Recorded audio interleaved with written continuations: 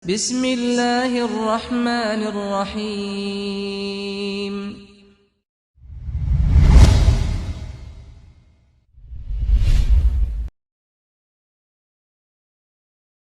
بالله من شرور أنفسنا وسيئات أعمالنا من يهده الله فلا مضل له ومن يضلل فلن تجد له وليا مرشدا.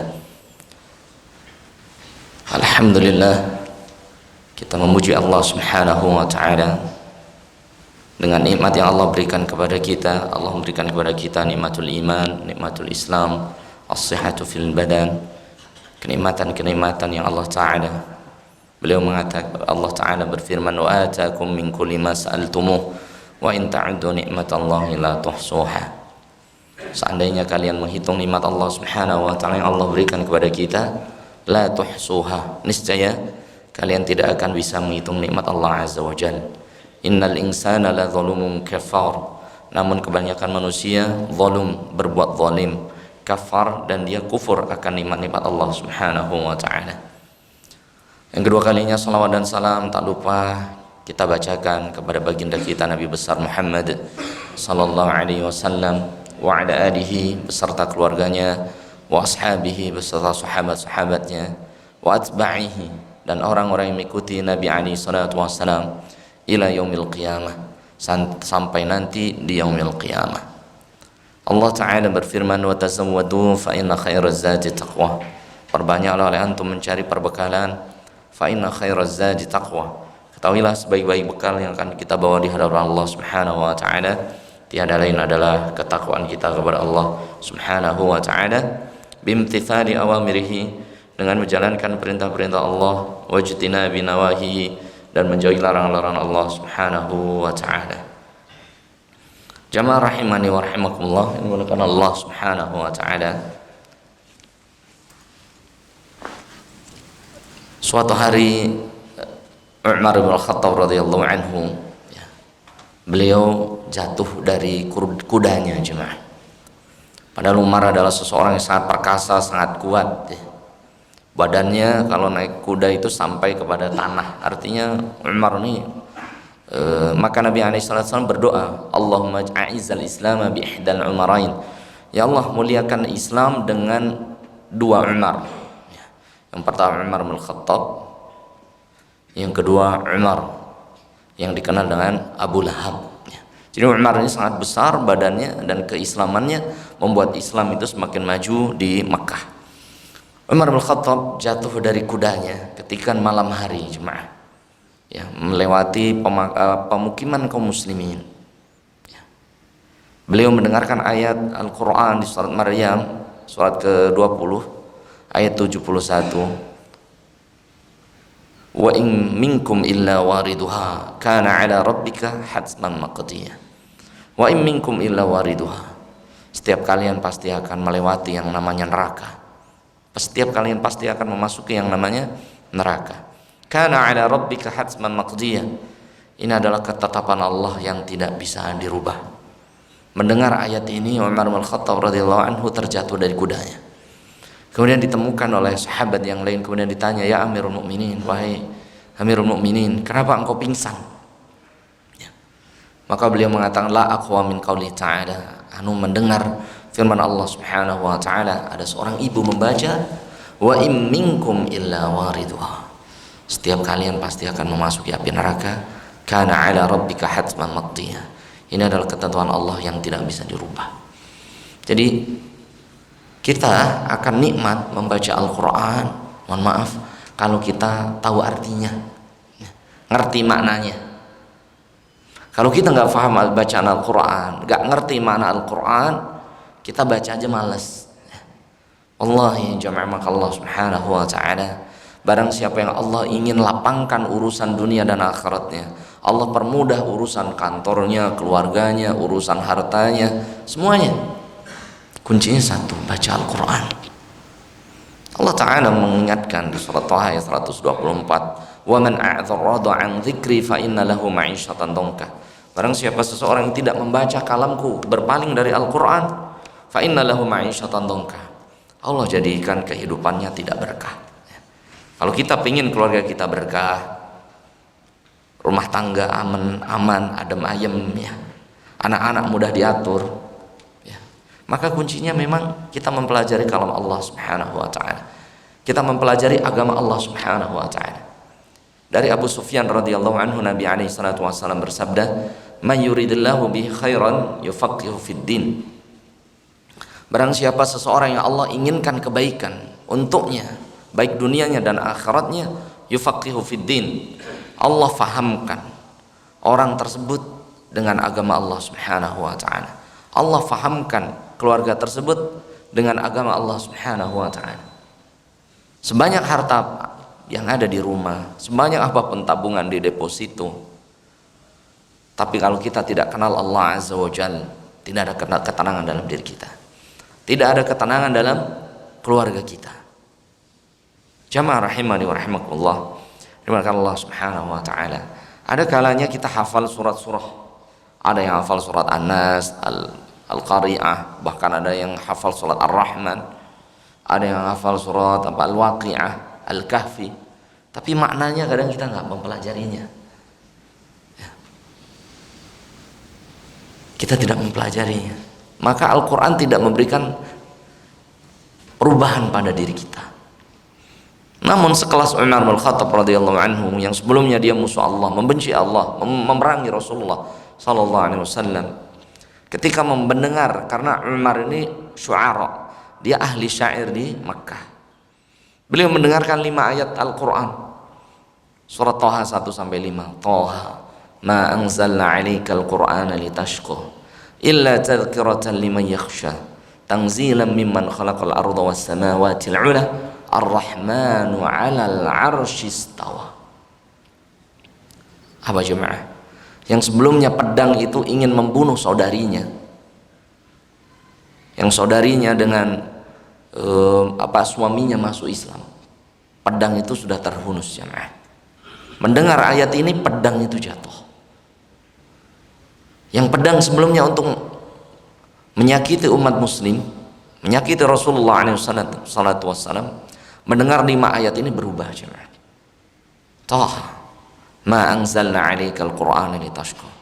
Tidaklah kami menurunkan Al-Qur'an kepada Muhammad litashqa, untuk memberatkan dirimu dan umatmu. Mendengar 5 ayat aja jemaah, Umar bin Khattab pedang itu jatuh dari tangannya. Yang sebelumnya sangat membenci agama Allah Azza wa Jal, beliau mengatakan ma hadza kalamul bashar in hadza illa kalamu rabbina. Sesungguhnya yang dibaca oleh saudariku itu bukan ucapan Muhammad. In huwa illa kalamullah. Tiada lain, itu adalah kalam Allah Azza wa Jalla. Fa amanna bih. Umar bin Khattab mendengar 5 ayat saja itu beriman pada Allah Azza wa Jalla dan menjadi pembelanya Rasulullah alaihi assalatu wassalam. Nah ini jemaah, karena memahami apa? Makna Al-Quran. Kalau kita nggak memahami Al-Quran, nggak memahami maknanya, wallahi kita Ramadan ada yang khatam sekali, ada yang 2 kali, setelah Ramadan nggak ada perubahan. Jadi perubahan itu dimulai dari, mohon maaf, kita mempelajari makna yang ada di dalam Al-Quran. Dan yang akan kita bahas untuk siang hari ini teman-teman, yaitu surah Al-Lahab. Surah apa? Al-Lahab. Al-Lahab ini adalah surat ke-111, Makiyatun, diturunkan di kota Mekah. Ya, diambil dari kata Al-Lahab, yaitu yang menyala-nyala atau yang bergejolak atau gejolak api, atau nama lainnya Al-Masad, yaitu tali yang dipintal. Jadi hal ini berkaitan dengan salah satu paman Rasulullah alaihi salatu wassalam. Jadi Rasulullah SAW mempunyai 5 paman jemaah. Ya. Salah satunya adalah Abu Talib, kemudian Al-Abbas, kemudian Hamzah, Abu Lahab, dan 1 bibi namanya Sofiyah radhiyallahu anhum ajma'in. Jadi Abu Lahab ini sangat mencintai Rasulullah, namanya ponakannya, sayang banget pada Rasulullah. Ketika Rasulullah lahir pun Abu Lahab yang membawa Rasulullah keliling Madinah, keliling Makkah. Kemudian beliau mengatakan, qad ruziqna bi ahsanin nas. Kita diberikan rezeki berupa anak yang sangat baik. yaitu anaknya dari adik beliau yaitu Abdullah. Ya. Jadi punya adik Abu Lahab ini Abdullah. Nama asli dari Abu Lahab adalah Abul Uzza. Ya.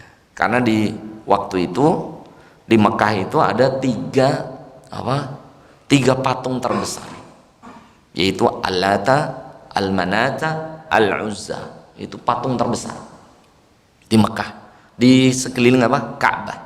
Di antara lainnya 360 berhala yang lain, tapi yang paling besar Lata, Manah, Uzza, sebagaimana Allah terangkan di surat 55, yaitu surat Ar-Rahman.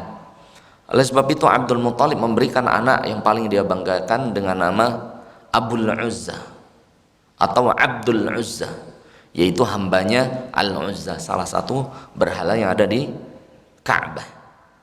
Kemudian Abu Lahab ini dikenal dengan Ajmalun Nas, yaitu orang yang paling tampan. Abu Lahab ini orang yang paling tampan, sehingga yalhabu wajhuhu, yang wajahnya itu menyala-nyala. Jadi lahab itu ada dua makna. Makna pertama adalah api neraka yang Allah siapkan untuk Abu Lahab, namanya Narul Lahab, yaitu neraka Al-Lahab. Yang kedua yaitu karena Abu Lahab ini sangat tampan, sehingga mukanya itu glowing gitu ya, menyala-nyala. Kalau perempuan glowing ya. Sangat tampan, sehingga dikenal dengan Abu Lahabin, yaitu Abu Lahab yang sangat tampan, yang mukanya menyala-nyala. Beliau sangat menyayangi Rasulullah SAW dari lahir sampai Rasulullah diangkat menjadi nabi, baru mulai timbul jemaah permusuhan. Sebelum Nabi menjadi seorang Rasul, bahkan saking dekatnya dengan Rasulullah SAW, Abu Lahab ini punya dua anak yang lahir kembar, laki-laki, namanya Utbah dan Utaibah. Namanya siapa? Utbah dan Utaibah. Dua anak Abu Lahab ini dinikahkan dengan dua putri Rasulullah SAW, ya, Ummu Kulthum dan siapa satu lagi? Ruqayyah. Ummu Kulthum dan Ruqayyah. Coba bayangkan bagaimana dekatnya Abu Lahab dengan Rasulullah sallallahu alaihi wasallam sebelum Rasulullah mengikrarkan dan mendapatkan wahyu dari Allah azza wajalla. Selain hubungan kerabat, pamannya ini Abu Lahab, Rasulullah ponakan. Ya. Kemudian saking dekatnya dengan Rasulullah sallallahu alaihi wasallam, ya, istri beliau namanya Arwa. Itu pengen mempunyai besan, yaitu Rasulullah SAW. Pengen menikahkan dua putrinya Ruqayyah dan Ummu Kulthum kepada dua anak kembarnya Utbah dan Utaibah, dinikahkan cuma. Tapi qadarullah nggak punya anak ya. Dari pernikahan Utbah menikah dengan Ummu Kulthum, Utaibah menikah dengan Ruqayyah radhiyallahu anhu ajma'in. Ketika Rasulullah SAW turun wahyu, Iqra bismi rabbikal ladzi khalaqal insana min 'alaq, yang kita hafal Iqra wa rabbukal akram. Itu Al-Alaq 1 sampai 5. Tanda bahwasanya Rasulullah SAW diangkat menjadi Rasul sallallahu alaihi wasallam. Kemudian Rasul mulai berdakwah, mendakwahkan agama Allah Subhanahu wa taala. Sebagaimana perintah Allah Subhanahu wa taala di surah Al-Mudaththir, surat ke-74. Ya ayyuhal muddaththir qum fa'anzir wa rabbaka fakabbir. Ya ayyuhal muddaththir, wahai orang yang berselimut, qum fa'anzir, bangun dan berikanlah peringatan kepada keluargamu. Wa rabbaka fakabbir, dan agungkanlah Rabbmu Allah Subhanahu wa taala. Wa thiyabaka fatahhir, dan pakaianmu sucikanlah. Nah, ini perintah untuk berdakwah Rasulullah SAW. Maka Rasulullah berdakwah yang pertama dengan istrinya dan masuk Islam. Kemudian as-sabiqunal awwalun, di situ ada Abu Bakar, Ali bin Abi Thalib dan lain sebagainya. Kemudian Rasulullah SAW mendakwahkan juga kepada paman dan juga paman Rasulullah Abu Lahab, kemudian juga besan, gitu ya. Dan juga kemenantunnya Utbah dan Utaibah. Sehingga Rasulullah SAW berdiri di Jabal Qubais. Jadi Jabal Qubais itu kalau di Mekah sekarang istana raja, itu di atasnya ada gunung, kemudian dibangun istana raja. Kalau raja haji atau umroh pasti tinggal di situ. Di situ nama Jabal Qubais. Jadi Rasulullah SAW mengumpulkan penduduk Mekah. Nah, kemudian Rasulullah SAW bersabda, "Idza ja'akum al-aduwwu sabbahakum wa masa'akum atusaddiquni?" Wahai kaumku, seandainya aku mengabarkan kepada kalian semuanya, di pagi hari musuh kalian datang dan di sore hari musuh kalian pun datang. Atusaddiquni, kalian percaya tidak? Maka semua kaumnya, bahkan Abu Lahab mengatakan, sami'na wa ta'ana, kita taati, kita dengarkan. Shadaqta ya Muhammad al-Amin, engkau orang yang terpercaya wahai Muhammad, sehingga diberikan gelar al-Amin. Dan yang memberikan gelar salah satunya Abu Lahab, pamannya sendiri. Kemudian Rasulullah SAW beliau bersabda, fa'lam innama ana nadhirun mubin baina yaday adzabin syadid. Ketahuilah wahai kaumku, di situ ada pamannya, semua paman Rasul ada di situ. Innama ana lakum nadhirun mubin, sesungguhnya aku adalah utusan Allah, nadhir, memberi peringatan, al-mubin, yang nyata. Kalau kalian tidak beriman kepada Allah, adzabun syadid, ada azab yang menunggu begitu pedih. Nah, kira-kira gimana Abu Lahab, pamannya? Beliau mengatakan, ini yang paling vokal adalah pamannya. Alihada jama'tana ya Muhammad, apakah untuk ini engkau ngumpulan kami wahai Muhammad?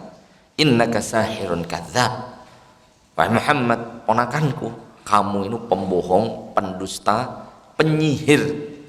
Maka turunlah ayat ini jemaah, tabbat yada abi lahabin wa tab.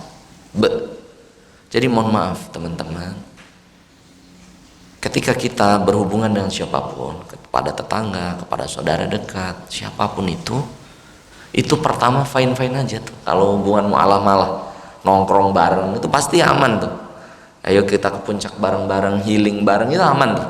Tapi kalau udah ngomong agama, sholat berjamaah, hati-hati riba, itu mulai terjadi apa? Friksi, betul tidak? Pro kontra. Mulai rame itu keluarga, panas. Nah, setan mulai masuk karena udah ada kebenaran di situ yang disampaikan oleh Nabi Muhammad SAW. Padahal sebelumnya kita dengarkan perkataan Al-Amin, orang yang paling dipercaya. Itu kata Abu Lahab jemaah. Ketika Rasul mengatakan innama ana nadhirum lakum baina yaday adzabin syadid, wahai kaumku, ketahuilah aku utusan Allah, memberi peringatan yang nyata. Hati-hati, kalau kalian kufur, ada azab yang pedih menunggu kalian. Mulai jemaah,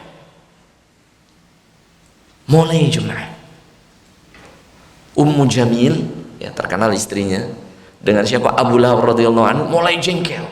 Apa yang terjadi jemaah? Anaknya Utsbah dan Utaibah, kalau antum mau menjadi keluarga kita, ceraikan dua anak Muhammad. Itu yang pertama jemaah. Ummu Kulthum dan Ruqayyah radhiyallahu anhu. Jadi kalau kita udah mendakwahkan kebenaran, banyak orang meninggalkan kita. Betul tidak? Ayo mulai hati-hati beragama. Ini nggak boleh, ini boleh, ini nggak boleh, ini boleh. Kan mulai itu. Orang banyak yang mengasingkan kita. Rasul pun demikian. Bahkan oleh pamannya sendiri, Nabi SAW sangat dibenci. Dan yang dilakukan pertama adalah memisahkan dua anaknya Utsbah dan Utaibah untuk menceraikan dua anak Nabi Muhammad SAW,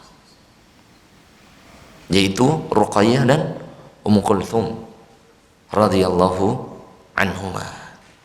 Ini maka turunlah ayat tabbat yada, sungguh binasa kedua tangan Abu Lahab.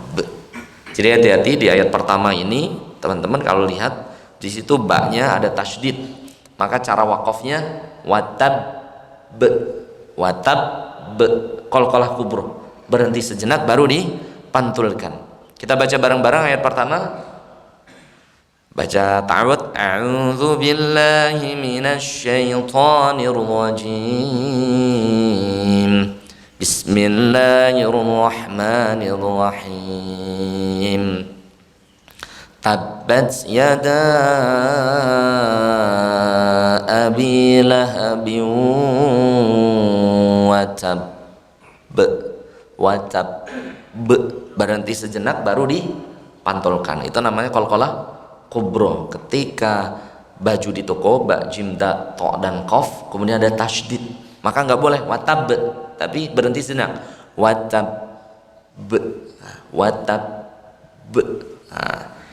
Ada yang kedua jemaah, maka Allah Subhanahu wa taala, Allah taala berfirman, ma aghna anhu maluhu wa ma kasab. Ma aghna, tidaklah memberikan manfaat, anhu, padanya, wa maluhu, dan hartanya, wa ma kasab, dan apa-apa yang dia usahakan. Ma aghna, sungguh tidak memberikan manfaat sedikit pun, anhu, kepada Abu Lahab dan istrinya, maluhu, hartanya, wa ma kasab, dan apa yang dia dulu usahakan untuk Rasul. Jadi antum bayangkan paman itu bagaimana sayang kepada Rasul. Yang pertama gendong Rasulullah ketika lahir itu Abu Lahab, keliling kota Mekah, menggambarkan bahwa saya senang ini anak punya ponakan, gitu kan, dibawa itu. Karena kenapa jemaah? Rasulullah nggak punya ayah, jadi yang paling dekat itu Abu Lahab pamannya waktu kecil. Sampai dewasa Rasulullah itu selalu didukung oleh Abu Lahab dan Abu Thalib. Namun Abu Thalib ketika Rasulullah menjadi Rasul, Abu Thalib nggak masuk Islam, namun tidak pernah menyakiti Rasulullah. Beda dengan Abu Lahab. Ketika Rasulullah SAW diangkat menjadi Rasul, Abu Lahab ini menyatakan perang dengan Rasulullah SAW. Sehingga turunlah ayat ma'aghna, sungguh tidak memberikan manfaat, anhu, kepada Abu Lahab dan istrinya Ummu Jamil, maluhu, harta. Dulu kan ngasih apapun ke Rasulullah. Rasulullah itu disayang banget karena yatim. Yatim itu disayang oleh Abu Lahab. Sayang Abu Lahab itu. Dan Abu Lahab itu tahu bahwasanya apa yang diucapkan Rasulullah itu benar. Yang diucapkan Rasulullah itu benar jemaah. Jadi suatu hari jemaah Rasulullah SAW itu membaca Al-Quran ya, di rumah Khadijah binti Khuwailid radhiyallahu anha, membaca Al-Quran. Kemudian Abu Lahab itu ngintip jemaah, ngintip. Terus di situ ada Abu Sufyan, ngintip juga, penasaran. Mereka di hatinya, ini bagus bacaan Rasulullah. Itu pas ngintip Abu Lahab nggak sengaja, pas mau pulang ngelihat Abu Thalib, Abu Sufyan juga ngintip di sisi yang lain. Ditanya, kenapa ente ngintip? Apa yang dilakukan Muhammad? Sesungguhnya Muhammad ini benar-benar utusan Allah. Kenapa ente nggak iman dengan Muhammad? Kata Abu Lahab kepada Abu Sufyan, kaifa nu'minu bisaghairina, masa kita iman dengan orang yang saghair, anak muda, wanan kibar, dan kita ini bangsawan, orang besar. Jadi kebanyakan, mohon maaf, orang itu tidak mendengarkan agama itu karena merasa apa? Lebih baik. Sehingga ada perkataan ungzur ma qala wa la tangzur man qala. Lihat ucapannya, jangan lihat orangnya dulu. Jangan lihat orang. Siapa tahu ucapan orang itu, kalau kita ngelihat orang dulu nggak jadi itu. Dia hanya ini, kerjaannya hanya gini, hartanya dikit, jadi nggak jadi. Begitu juga Abu Lahab ini sebenarnya tahu itu Rasulullah Muhammad itu ponakan itu Nabi, teman-teman.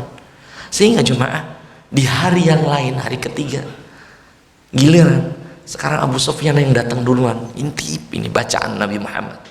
Kemudian Abu Lahab ngintip juga, saling ketemu nggak sengaja. Loh, kok hari kedua kita ketemu lagi? Ini kenapa sih Abu Lahab? Sebenarnya penasaran dengan ponakan ini, bener Nabi. Yang dia baca itu bukan kalam manusia. Kalau ditanya kenapa ente nggak beriman, masa aneh beriman dengan ponakan aneh yang baru kecil, pas kecilnya kita yang gendong itu cuma. Jadi jamaah rahimani wa rahimakumullah yang makan Allah subhanahu wa ta'ala, ya janganlah kita seperti syaitan. Syaitan itu, mohon maaf, kenapa tidak suka dengan manusia? Karena syaitan itu merasa lebih senior, sedangkan syaitan manusia baru diciptakan, sehingga syaitan mengatakan ana khairu minhu. Ngapain saya taat mentunduk kepada Adam? Ana khairu minhu, saya lebih baik daripada Adam. Ini jemaah, hilangkan sifat saya lebih baik darinya, hilangkan sifat saya lebih baik darinya. Seseorang yang sudah ada sifat ananiyah mengatakan saya lebih baik daripadanya, itu berarti dalam dirinya ada sifat apa? Syaitoniyah. Benar tidak syaitan lebih baik dari Adam? Benar. Khalaqtahu min nar wa khalaqtani min nar wa khalaqtahu min tin. Syaitan menjawab di surah Al-A'raf ayat 12, 13. Kita dari api, Adam dari tanah. Wa ana qadimun wa huwa hadithun. Saya diciptakan lebih lama, lebih jauh, lebih lama 10.000 tahun sebelum Adam. Nah, ini jemaah. Sama dengan Abu Lahab jemaah. Tahu Nabi Muhammad itu benar. Abu Sufyan tahu Nabi Muhammad itu benar. Namun karena merasa lebih senior, lebih tua, itu nggak mau mendengarkan apa ucapan Nabi Muhammad sallallahu alaihi wasallam. Ma aghna anhu maluhu wa ma kasab. Sungguh tidak memberikan manfaat harta dari Abu Lahab. Maluhu, hartanya, wa ma kasab, dan apa yang telah dia lakukan kepada Nabi Muhammad nggak ada manfaatnya. Bagaimana dulu sayangnya, bahkan Ummu Jamil ini merawat Rasulullah SAW. Ya, Ummu Jamil ini istri dari Abu Lahab, sayang juga kepada Muhammad SAW, kepada Nabi kita Muhammad SAW. Namun ketika mendakwahkan kebenaran, mendakwahkan tauhid kepada Allah Subhanahu wa taala, mulai jemaah, dua anak yang sebelumnya saling mencintai, Utbah menikah dengan Ruqayyah, kemudian Utaibah menikah dengan Ummu Kulthum, harus kandas. Harus apa? Kandas. Bahkan Abu Lahab dengan tegas mengatakan, "Lau ma taroka Muhammad qataltuk." Seandainya engkau wahai Utbah dan Utaibah tidak meninggalkan kedua anak dari Muhammad, ancamannya kamu berdua saya bunuh. Ini cuma tegas, ngeri ini Abu Lahab. Ma aghna anhu maluhu wa ma kasab. Yang terakhir jemaah, sayasla naron, ayat ketiganya, sayasla naron dzata lahab. Sayasla, jadi Allah sudah menyiapkan untuk Abu Lahab ini naron, suatu api neraka yang spesial untuk Abu Lahab, yang dikenal dengan neraka Al-Lahab, yaitu neraka yang bergejolak jemaah. Jemaah rahimani wa rahimakumullah, maka Allah Subhanahu wa taala, suatu hari ada seseorang mendatangi Rasulullah sallallahu alaihi wasallam, "Ya Rasulullah, wa mal adabul yasir?" Wahai Rasulullah, siksa apa yang paling ringan di akhirat ya Rasulullah? Maka Rasulullah SAW bersabda, rajulun, seseorang, yaj'alu ala rijlaihi jamrani minan nar. Azab yang paling ringan di nerakanya Allah Subhanahu wa taala, yaitu seseorang dipakaikan sandal yang terbuat dari api, hatta yadmaq dimahu, sampai mendidih apa? Kepalanya. Itu azab paling ringan jemaah. La haula wala quwata illa billah. Azab yang paling ringan. Hatta yadhunnu annahu asyaddu adzaban yaumal qiyamah. Orang yang dipakaikan sendal yang terbuat dari api nerakanya itu mengatakan, saya ini orang yang azabnya paling pedih di neraka. Saya ulangi jemaah. Jadi ada orang yang azabnya paling ringan di neraka, yaitu seseorang yang dipakaikan sendal atau seseorang yang kakinya diletakkan jamratin minan nar, yaitu 2 bara api neraka. Hatta yaqul, sampai orang yang diletakkan api neraka tadi, bara di kakinya, mengatakan, innani yusibuni adzabun syadid, sesungguhnya aku diuji oleh Allah, disiksa oleh Allah dengan adab yang paling mengerikan. Mohon maaf, padahal dia adabnya yang paling ringan. Kemudian Rasul bersabda, kama ala abi Abu Talib, sebagaimana Allah mengadab pamanku Abu Talib. Ya. Jadi kalau Abu Talib, adabnya itu adab paling ringan. Na'udzubillah, yaitu dipakaikan apa? Terompah sampai mendidih kepalanya. Itu Abu Talib. Karena Abu Talib juga sayang kepada Rasul, namun di akhir hayatnya tidak masuk Islam. Sedangkan Abu Lahab ini nerakanya beda, yaitu narun dzatal lahabin yalhabun naru alaihi, yaitu neraka yang menyambar-nyambar, neraka yang menyala-nyala, yalhab, yang menyala-nyala dan menyambar-nyambar tubuh Abu Lahab ila yaumiddin, sampai hari kebangkitan. Ini azab yang paling ringan, salah satunya kedua paman Rasulullah SAW, yaitu Abu Talib dan Abu Lahab. Na'udzubillahi thumma na'udzubillahi min dzalik. Bagaimanapun orang tersebut jamaah, maka Allah Subhanahu wa taala yang sebelumnya dia adalah mencintai Rasulullah, membanggakan Rasulullah SAW, namun di akhir hayatnya dia memusuhi Rasulullah SAW, maka orang ini apapun amalannya sebelumnya tidak memberikan manfaat, gitu ya. Dan Abu Lahab setelah turun ayat ini jemaah, beliau pun tidak beriman. Salah satu mukjizat Al-Quran, jadi tabbat yada Abi Lahabi wa tab, ya. Salah satu bahwasanya mukjizat Al-Quran ini, bahwasanya ayat ini turun ketika Abu Lahab masih hidup, dan sudah ada nas bahwasanya dia adalah penghuni neraka. Dan benar jemaah, Abu Lahab dengan istrinya Ummu Jamil ini sampai meninggal dunia dalam perang Uhud, dia mati tanpa masuk agama Allah. Sedangkan istrinya Ummu Jamil meninggal dunia dalam kondisi sakit, ya. Ini jemaah, dan tidak masuk Islam dua-duanya. Beda lagi nanti dengan Abu Sufyan jemaah. Abu Sufyan ini adalah saudara dari jadi Abu Sufyan itu punya adiknya itu Ummu Jamil, perempuan tadi. Ummu Jamil ini adalah istrinya dari Abu Lahab, teman-teman. Ya, Ummu Jamil ini adalah iparnya Abu Sufyan radhiyallahu anhu. Abu Sufyan pun memusuhi Rasulullah SAW, ya, dengan istrinya namanya Hindun binti Harb.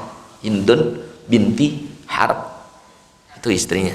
Hindun binti Harb menikah dengan Abu Sufyan, punya anak namanya Muawiyah bin Abi Sufyan yang nanti menjadi pengganti khalifah setelah Ali bin Abi Thalib radhiyallahu anhu. Jadi ada 3 pasangan yang fenomenal, ya, yang sebelumnya musuh Allah. Itu yang pertama Abu Sufyan dengan istrinya Hindun binti Harb. Yang kedua Abu Lahab dengan istrinya Ummu Jamil. Ini jemaah. Ini jemaah, ya. Abu Sufyan dan Hindun binti Harb bedanya, dia ini musuh Allah dari awal. Dari sejak Rasul mengatakan saya Nabi udah memusuhi Rasulullah. Perang Badar Kubro itu juga pemimpin Abu Sufyan. Perang Uhud pemimpinnya Abu Sufyan. Saking jengkelnya Abu Sufyan dengan keluarga Nabi Muhammad SAW, paman Nabi Hamzah bin Abdul Muttalib dibunuh oleh budaknya yang bernama Wahsy. Wahsy ini mendapatkan kemerdekaan kalau engkau bisa membunuh Muhammad, engkau akan merdeka wahai Wahsy. Ini perkataan Abu Sufyan dan istrinya Hindun binti Harb. Maka Hamzah bin Abdul Muttalib, ya, itu terbunuh tanpa perang karena ditombak lewat belakang. Jadi tembus belakang oleh Wahsy. Jadi Wahsy ini terkenal dengan apa? Orang yang sangat berani dalam perang namun melakukan kecurangan, ya. Jadi perang itu kalau para sahabat itu depan, Pak, nggak boleh dari belakang. Jadi ngelihat syaja'ah. Sedangkan Wahsy dia licik, yaitu membunuh Hamzah dengan dilemparkan tombak dari belakang. sehingga tembus ke jantungnya. Dan sebelum mati, sebagaimana ikrar dari Hindun binti Harb untuk menyatakan dia puas membunuh Hamzah, dia memakan jantungnya, jemaah, mentah-mentah. Namun ketika Fathul Makkah tahun 7 Hijriah,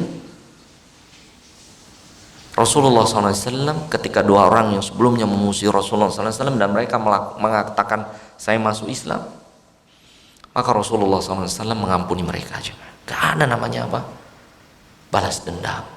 Bahkan Nabi SAW bersabda, man arada aminan fadkhulu abwaba Abu Sufyan. Barang siapa seseorang pengen selamat, ya, ketika Fathul Mekah, maka masuklah rumah dari Abu Sufyan. Ya. Coba bayangkan Abu Sufyan udah ketakutan. Ya. Inilah Islam, jemaah. Ya. Bagaimanapun dosa seseorang, Hindun membunuh paman Rasulullah Hamzah, sahabat yang lain pun dibunuh. Abu Sufyan adalah pemimpin perang Badar, pemimpin perang-perang yang lainnya, bahkan pemimpin perang Ahzab, perang Khandaq, dan yang terakhir Fathul Makkah. Beliau mengatakan kalah dan masuk Islam, namun Rasulullah SAW mengatakan fa'antum hurran muntalaqun, kalian merdeka dan kalian bebas. Inilah Islam, mengajarkan apa? Keselamatan. Tidak ada yang terbunuh dalam Fathul Makkah. Padahal orang-orang kafir takut Muhammad datang dengan lebih dari 10.000 kaum muslimin, ya. Mereka khawatir akan balas dendam. Namun tidak, cuma tidak ada satu berhala yang dihancurkan dan tidak ada satu kafir Quraisy pun yang terbunuh. Berhala dihancurkan oleh mereka sendiri. Sekali lagi, Rasulullah tidak pernah menghancurkan berhala yang ada di sekitar Ka'bah. Namun yang menghancurkan yaitu penyembahnya sendiri-sendiri. Dia punya berhala. Karena Fathul Mekah, Rasul nggak membunuh, nggak menyerang, datang dengan aman, damai, dan mereka bondong-bondong masuk Islam. Mereka menghancurkan berhalanya masing-masing. Maka Islam itu masuk ke negeri-negeri kaum muslimin itu dengan assalam, keselamatan, bukan dengan perang, Pak.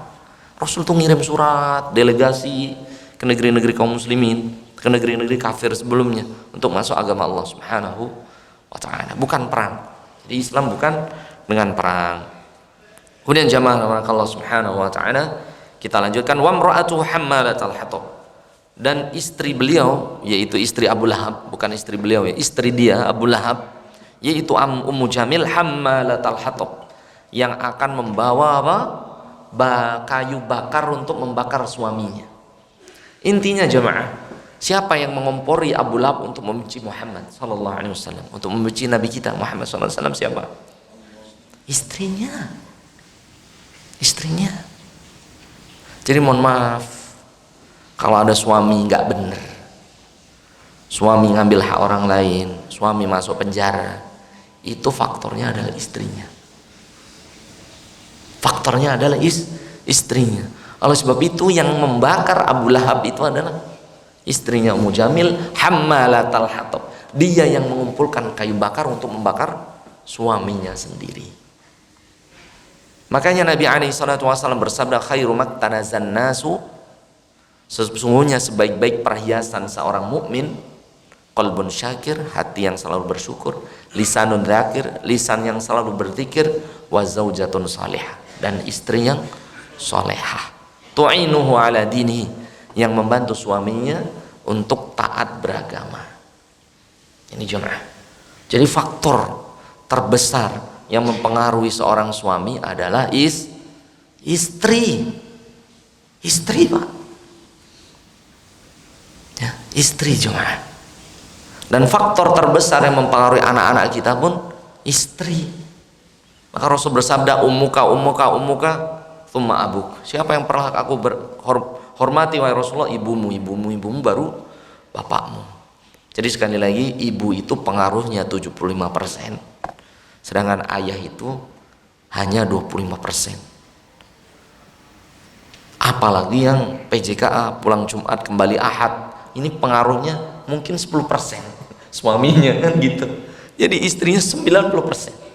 Begitu juga yang mempengaruhi Abu Lahab untuk menceraikan kedua anaknya Utbah dan Utaibah, untuk menceraikan kedua anak Rasulullah Ruqayyah dan Ummu Kulthum, yang mengompori adalah Ummu Jamil, ya, yang mengompori, iya, ya, istri dari Abu Lahab. Yang terakhir jemaah Allah Subhanahu wa taala, fi jidiha hablum mim masad. Coba bayangkan, jadi Ummu Jamil inilah pengaruh terbesar bagi Abu Lahab, sehingga Abu Lahab menjadi sangat begitu jahat kepada Rasulullah alaihi salatu wassalam. Oleh sebab itu jemaah Allah Subhanahu wa taala, bagi yang masih jomblo, ya, bagi yang masih jomblo, itu Nabi alaihi salatu wassalam berpesan, tungkahul mar'atu li arba'ah. Wanita itu dinikahi karena 4 hal. Li jamaliha, karena kecantikannya. Manusia pasti ngeliat cantiknya dulu, betul. Yang kedua, limaliha, harta. Laki-laki habis itu ngeliat kedua hartanya. Yang ketiga, linasabiha, karena keturunan siapa. Ini mulai jarang yang lihat wanita karena agama, karena nasabnya siapa. Paling penting itu cantiknya dulu. Mau dia anak siapa nggak peduli, mau hartanya gimana nggak peduli, betul. Yang kedua, harta. Ini mulai orang kurang terlalu berpikir lah kalau laki-laki. Yang ketiga, keturunan. Ini kurang berpikir lagi. Apalagi agama yang keempat. Maka Rasul menyebutkan yang pertama kecantikan, harta, keturunan, baru agama. Padahal Rasul bersabda, faman akhadha bidzati tini taribat yadah. Nomor 4 yang jarang diperhatikan, yaitu menikahi wanita karena agama. Padahal seseorang yang menikahi wanita karena agamanya, taribat yadak. Orang ini orang yang beruntung. Betul tidak? Secantik apapun istri antum, kalau nggak soleh antum ketar-ketir di kantor. Istri aneh lagi tiktokan sama siapa, wah repot kan. Oh dia kaya, semakin antum diinjek-injek, betul nggak?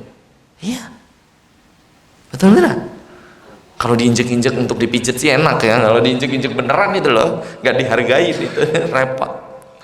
Wali nasab, keturunan, apalagi dia keturunannya darah biru, wah tambah ngina antum, betul. Tapi kalau walidin, karena yang antum pilih agamanya, taribat yadah, maka orang ini beruntung selamanya.